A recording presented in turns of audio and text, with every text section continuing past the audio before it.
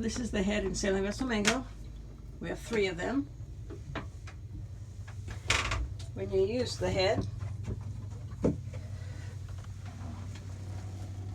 you have these 2 switches here. I like to put a little bit of water in before I start.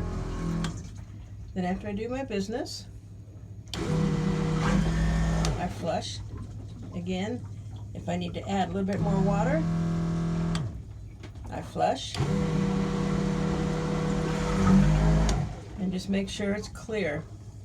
And this one right here is just to take all the water out, or most of the water out, which we don't need to do that often.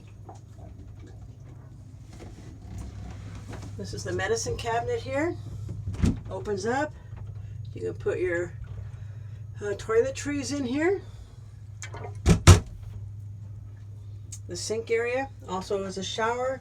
Just make sure the door is shut when you take a shower. You turn the water on. Move the hose up to take your shower. Once you're done, you'll hit the bottom toggle switch so that the water goes down the drain.